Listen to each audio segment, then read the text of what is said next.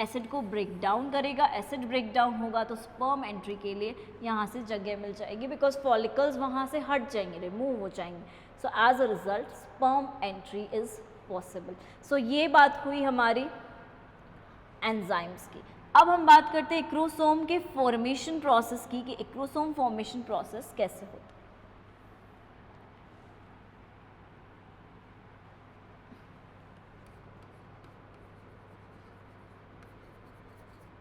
Formation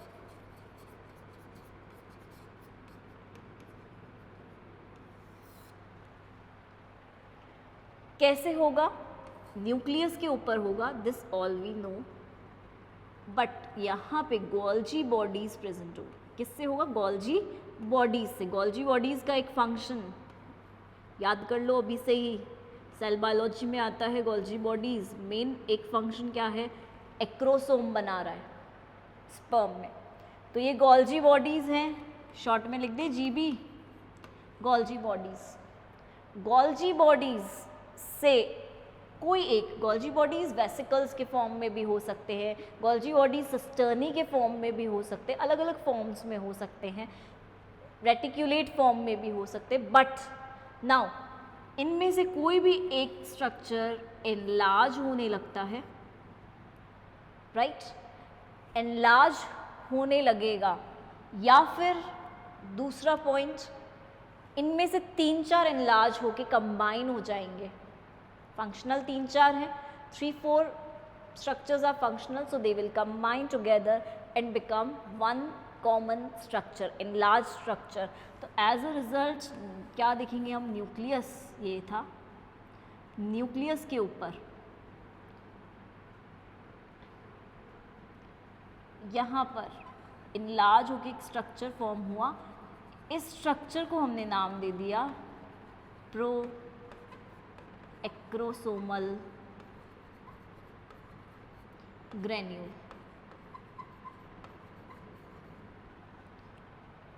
acrosome formation के previous stage में, previous बोल रही हूँ, लेटर नहीं बोल रही हूँ, एक्रोसोम फॉर्मेशन के प्रीवियस स्टेज में एक ग्रेन्यूल फॉर्मेशन हो रहा है जिसे हम बोल रहे हैं प्रो एक्रोसोमल ग्रेन्यूल.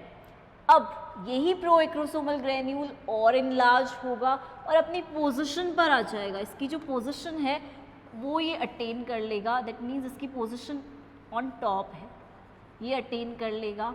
तो ये किस में चेंज हो जाएगा? एक्रोसोमल ग्रेन्यूल में.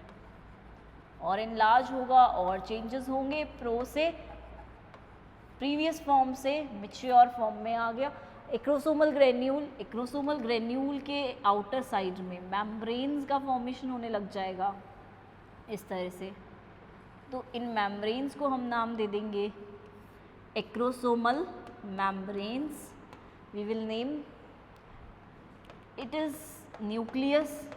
एक्रोसोम के जस्ट बिलो न्यूक्लियस प्रेजेंट है. ये पूरा का पूरा एक्रोसोम का फॉर्मेशन हो गया. सो इस तरह से एक्रोसोम फॉर्मेशन प्रोसेस होता है. मीन्स गोल्जी बॉडीज में से एक स्ट्रक्चर इनलार्ज होगा, प्रो एक्रोसोमल ग्रेन्यूल बनाएगा, और मैच्योर होगा, acrosomal granule will form. It will take its position like cap-like structure, it will form like a cap-like structure, and acrosomal membranes will be formed, and as a result mature acrosome is formed just above the nucleus in spermatozoa. So ये हमारा first point clear होता है differentiation का. Formation of head region. Formation of head region was divided into two parts. Head part contains nucleus as well as acrosome. Nucleus contains two types of changes and acrosome formation occurs by this process. Now आगे चलते हैं, second process आता है. चलो आगे ना चल के ऊपर ही चलते हैं.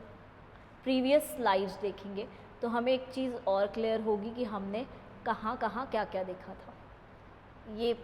ये सेक्शन हम कंडक्ट कर रहे थे, राइट?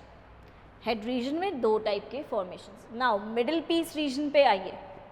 मिडिल पीस रीजन में क्या क्या कंटेन होता है? माइटोकॉन्ड्रिया, एक एक्सिस होती है, एक एक्सियल फिलामेंट होता है. इस एक्सियल फिलामेंट के चारों ओर स्पाइरली कॉइल्ड माइटोकॉन्ड्रिया ऑब्जर्व होगा इस तरह से, right. Around the axis mitochondria is arranged in the form of lobes. That means अगर mitochondria arrangement है around the axis, spirally arranged है, lobes की form में है, lobes united हैं together, तो इस arrangement को, mitochondria के arrangement को ही हम name दे देते हैं नेबेनकर्ण।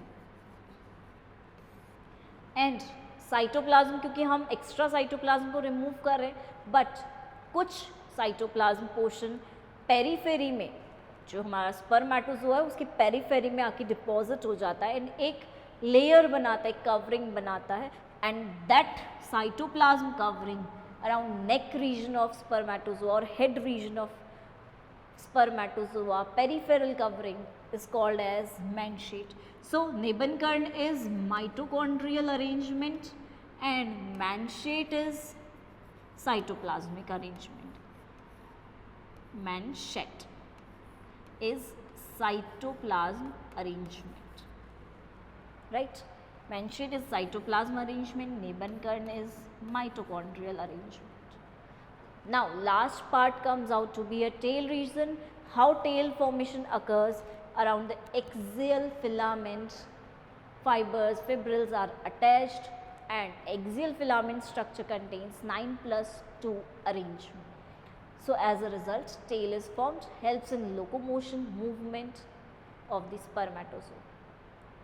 Mitochondria provides energy, ATP production site है, energy power house of the cell बोलते हैं हम mitochondria को. So it provides energy, ATP formation occurs here. So as a result energy is provided for locomotion to spermatozoa by this structure.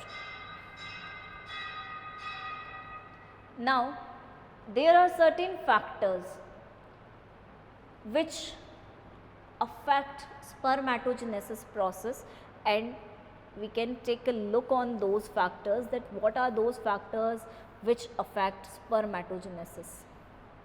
So factors which affect spermatogenesis are, it can be hormonal factors.